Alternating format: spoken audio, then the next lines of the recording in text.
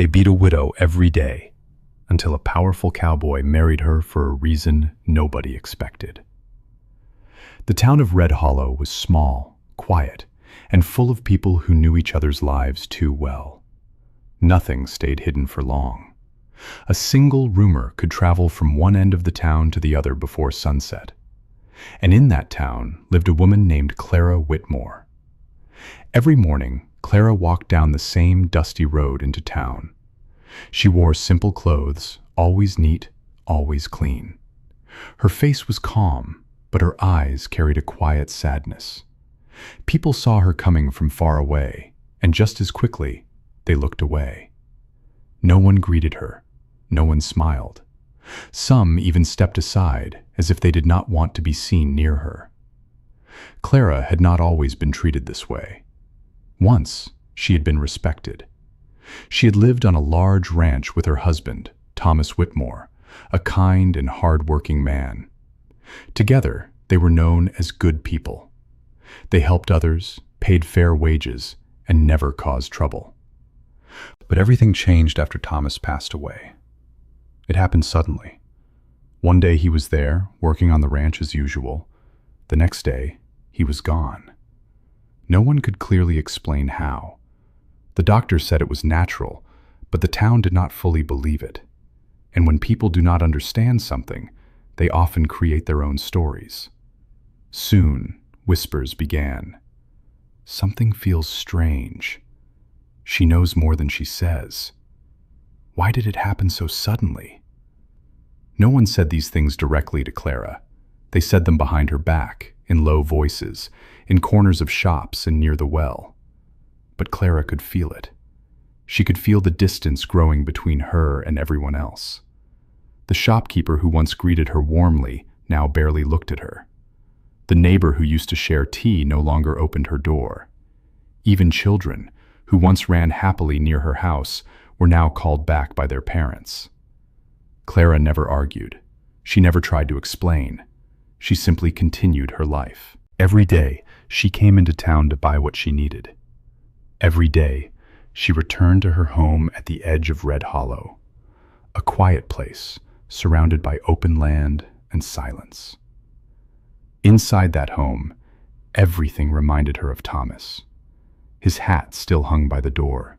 His tools were still neatly arranged. The chair he used to sit in every evening remained untouched. Clara kept everything the same. Not because she could not move on, but because it was the only place where she still felt peace. One afternoon, as Clara walked through the market, she noticed something unusual. The town felt different. People were not just whispering. They were watching something. Or rather, someone. A horse stood near the center of town. It was strong and well cared for, with a saddle that showed signs of long travel. And beside it stood a man no one had seen before. He was tall, with a calm and steady posture. His clothes were simple, like any cowboy, but there was something about him that made people pay attention. Not fear, just quiet respect. His name, as people soon learned, was Elias Kane. He did not speak loudly. He did not try to impress anyone. But when he walked, people moved aside without being asked. The sheriff stepped forward to greet him, but even he seemed a little unsure. "Passing through?" the sheriff asked. Elias gave a small nod. "Maybe." That was all he said. No long explanation, no questions, just one word. But instead of heading to the saloon like most travelers, Elias did something unexpected. He looked around the town slowly, as if searching for something or someone. Then his eyes stopped on Clara. She had paused near the edge of the market, holding a small basket in her hands. Like everyone else, she noticed the stranger. But unlike others, she did not stare for long. She simply lowered her gaze and continued walking. Elias watched her, not with suspicion, not with judgment, but with quiet interest. People noticed. Whispers began again, this time even faster than before. Why is he looking at her? Does he know who she is? Someone should warn him. But no one stepped forward. No one spoke. Clara reached the end of the street and continued toward her home, just as she always did. And then something happened that no one expected.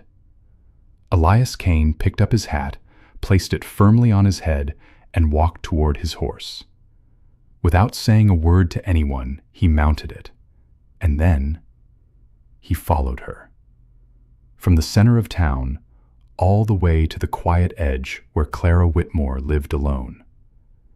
People stood frozen, watching the dust rise behind him. No one understood. No one could explain it. But one thing was certain. For the first time in a long while, something in Red Hollow had changed, and it had something to do with the widow everyone had forgotten, and the cowboy who chose not to ignore her. The next morning, Red Hollow was not quiet anymore. People gathered in small groups near the general store, outside the saloon, and even by the well. Everyone was talking about the same thing: the stranger and the widow. "What was he doing at her house?" one man asked. "Maybe he didn't know who she is," another replied. "No, he stayed there a long time," someone added in a low voice. Rumors grew quickly, but no one had real answers. Meanwhile, at the edge of town, Clara Whitmore stood outside her home, holding a cup of water in her hands. She had barely slept the night before. The visit from Elias Kane had left her confused. He had not spoken much. He had only asked a few simple questions about her land, her life, and her husband. His voice had been calm, respectful. Not once did he treat her like the others did. Still, she did not understand why he came. As she stood there thinking, she heard footsteps behind her. She turned. Elias was already there. He looked the same as before, quiet, steady, and serious. "You're early," Clara said softly. "I don't like wasting time," Elias replied. Clara nodded, unsure what to say next. There was a moment of silence between them. The morning air was cool, and the wind moved gently across the open land. Then Elias spoke again. "I have something to ask you." Clara looked at him, surprised. "What is it?" Elias did not hesitate. "Marry me." Clara's hands froze. The cup she was holding almost slipped, but she quickly steadied it. For a moment, she thought she had heard wrong. I don't understand," she said. "You don't have to," Elias answered calmly. "Just know that I mean it." Clara stepped back slightly, her heart beating faster. "You don't even know me," she said, "and you know what people say about me." Elias looked at her directly. "I know what people say," he replied, "but I also know that people are often wrong." Clara did not speak. She searched his face, trying to understand his reason, but Elias gave nothing away. "Why would you do this?" she asked. Elias paused for a moment before answering. "Because you shouldn't be standing alone when you don't have to." His words were simple, but they carried weight. Clara had spent many days in silence, many nights feeling forgotten. No one had offered her kindness like this in a long time. Still, this was not a small decision. "This doesn't make sense," she said quietly. "Not everything needs to," Elias replied. The wind passed between them again. Clara looked toward her house, then back at Elias. Something in his presence felt steady, safe, not forced. After a long silence, she took a deep breath. "If I agree," she said slowly, "this changes everything." Elias gave a small nod. "That's the point." Clara closed her eyes for a moment, then she opened them again. "All right." By midday, the entire town knew. Elias Kane had married Clara Whitmore. The ceremony was small and quiet. Only the town clerk and the preacher were present. No guests, no celebration. But news like this did not need an invitation. It spread like wildfire. People were shocked. "This makes no sense. He just got here. Why would he marry her of all people? The questions did not stop. Some believed Elias had a hidden reason. Others thought he had made a mistake. A few even felt uneasy, as if something deeper was happening.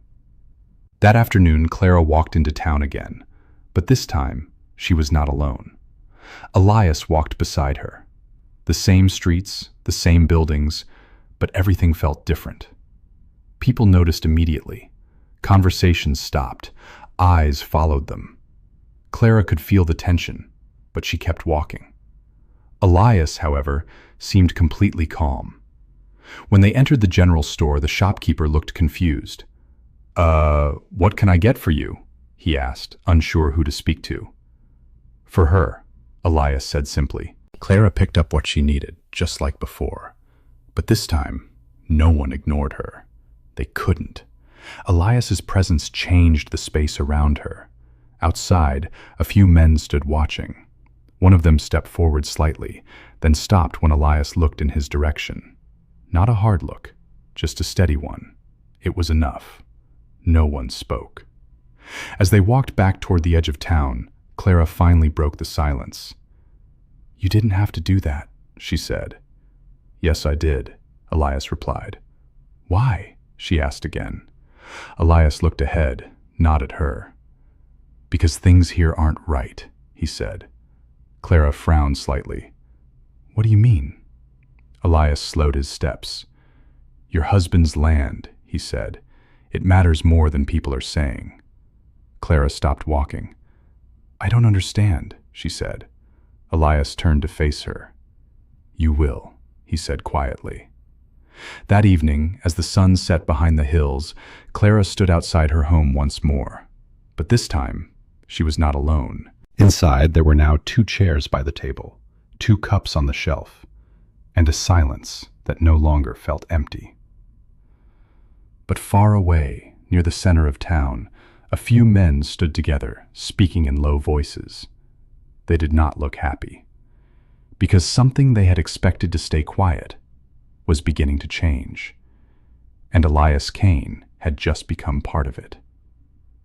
Life in Red Hollow did not stay the same after the marriage. At first, people only watched. They watched Clara and Elias walk together. They watched how Elias spoke to her with respect, how he never left her side in town, and how he treated her like she belonged there, like she had never been pushed away. But slowly, something else began to happen. People started to feel uncomfortable, not because of Clara, but because of what Elias was doing. He was asking questions. Simple questions at first. Questions about land, about old records, about Clara's late husband, Thomas Whitmore. At the general store, Elias would casually ask, "Who handles land papers in this town?" At the stable, he would ask, "Who worked with Thomas the most?" At the sheriff's office, he would ask, "Are all records kept properly here?" His tone was always calm, but his eyes noticed everything. And people began to realize he was not just passing through. One evening, Elias sat at the table inside the small house. Papers were spread in front of him. Some were old, some newly collected. Clara stood near the window, watching the fading light. "You've been working all day," she said softly. "What are you looking for?" Elias did not look up right away. "The truth," he answered. Clara turned toward him. "About what?"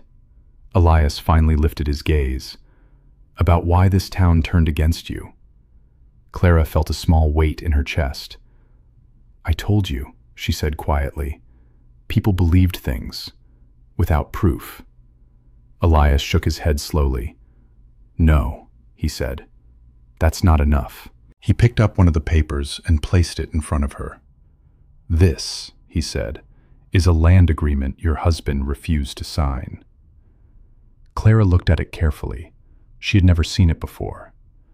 "There are more like this," Elias continued. "Different dates, same people." Clara's eyes widened slightly. "What does it mean?" Elias leaned back in his chair. "It means your husband was being pressured to sell his land." Clara felt a sudden stillness. "But Thomas never mentioned this," she said. Elias nodded. Maybe he didn't want to worry you. He paused, then added, or maybe he thought he could handle it alone. Clara looked down at the paper again. Her hands felt cold. Who wanted the land? She asked. Elias did not answer right away. Instead, he stood up and walked toward the door. Come with me tomorrow, he said. You deserve to see it yourself.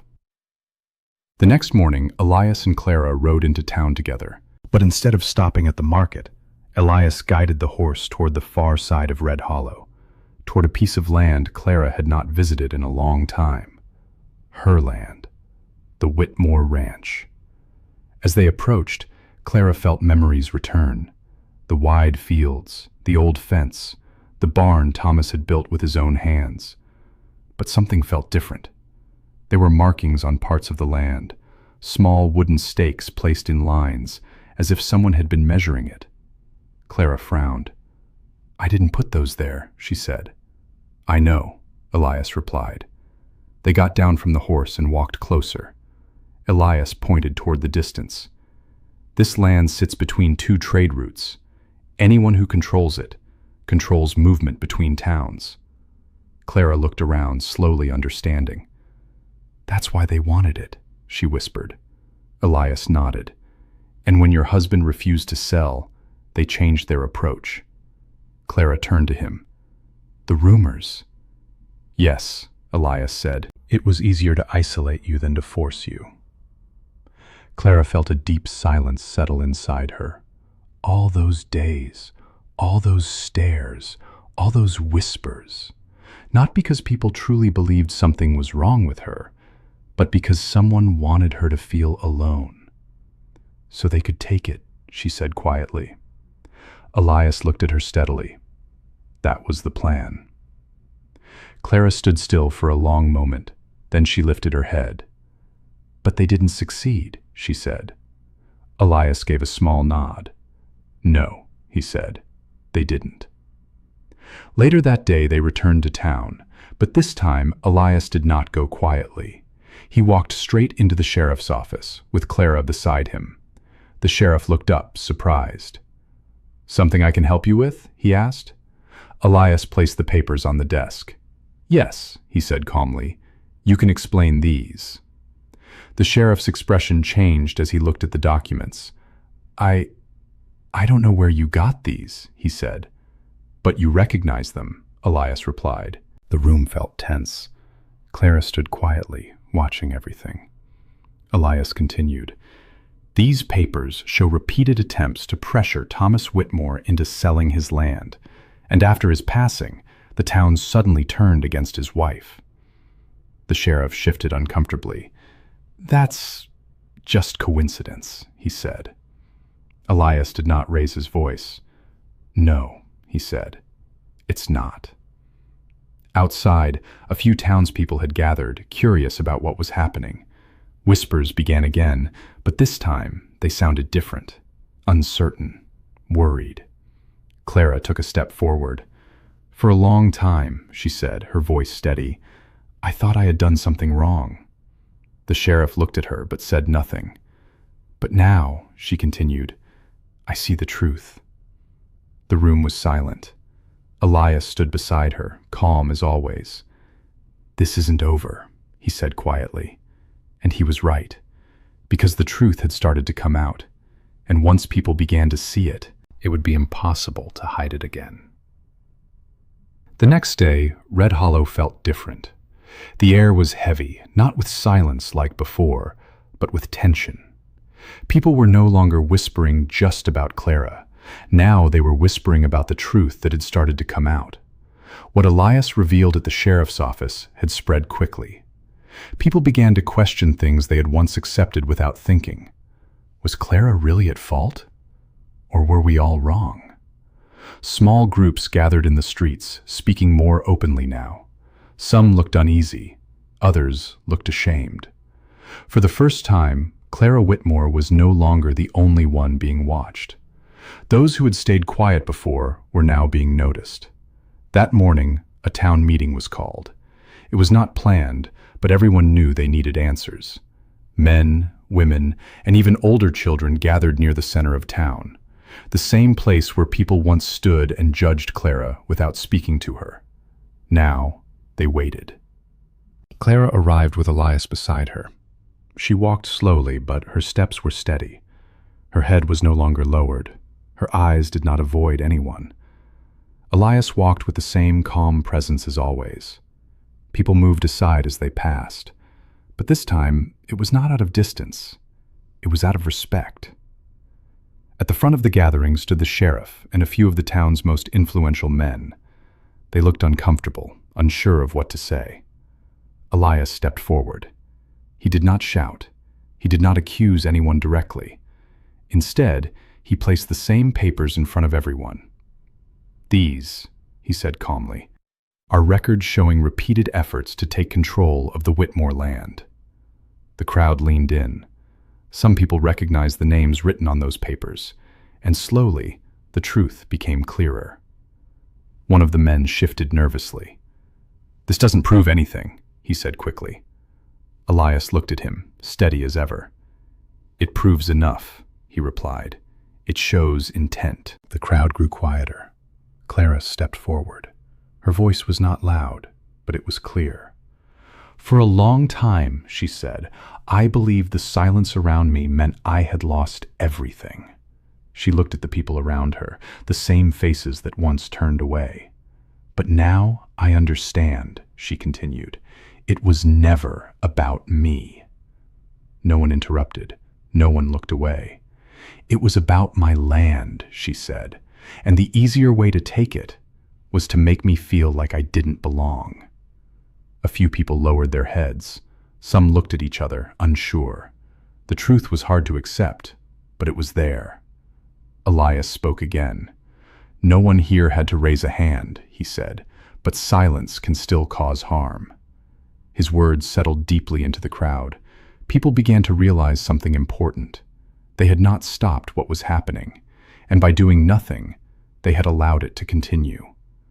One older woman stepped forward slowly. I should have spoken to you," she said to Clara. "I believed things without asking." Clara looked at her gently. "You were not the only one," she replied. More people began to speak, not loudly, not all at once, but one by one. "I'm sorry. We should have helped. We didn't know." The mood of the town began to shift, not suddenly, but honestly. The sheriff finally stepped forward. He looked at the papers again, then at the people. "There will be a proper review," he said. "Everything will be looked into." It was not a perfect answer, but it was a start. And sometimes, a start is enough. Over the next few days, things in Red Hollow slowly changed. People began greeting Clara again. At first, it felt strange. Some smiles were unsure. Some words were awkward. But they were real. The same shopkeeper who once ignored her now spoke kindly again. Neighbors stopped by her house, not out of curiosity, but out of respect. Clara did not rush to accept everything. She took her time, but she no longer felt alone. One evening, as the sun began to set, Clara stood outside her home. The sky was painted in soft orange and gold. The land stretched wide and peaceful in front of her.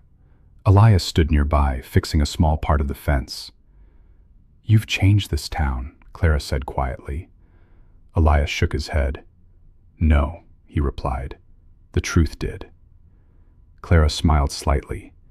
"And you helped bring it out." Elias looked at her. "I just made sure it wasn't ignored," he said. There was a comfortable silence between them. Not empty, not heavy, just calm.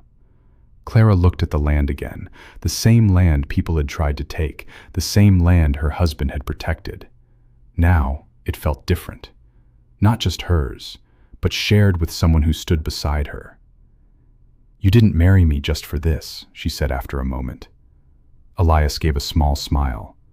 "No," he said. Clara turned to him. "Then why?" she asked. Elias paused, then answered simply, "Because you deserve someone who would stand with you when no one else did." Clara's eyes softened. For the first time in a long time, she felt something new. Not sadness, not fear, but peace. As the sun disappeared behind the hills, Red Hollow was no longer the same town. It had made mistakes, but it had faced the truth. And in doing so, it had changed. Clara Whitmore was no longer the widow people whispered about. She was a woman who stood strong, and beside her stood a man who saw her worth from the very beginning. Together, they didn't just protect a piece of land. They brought back something the town had lost: its heart.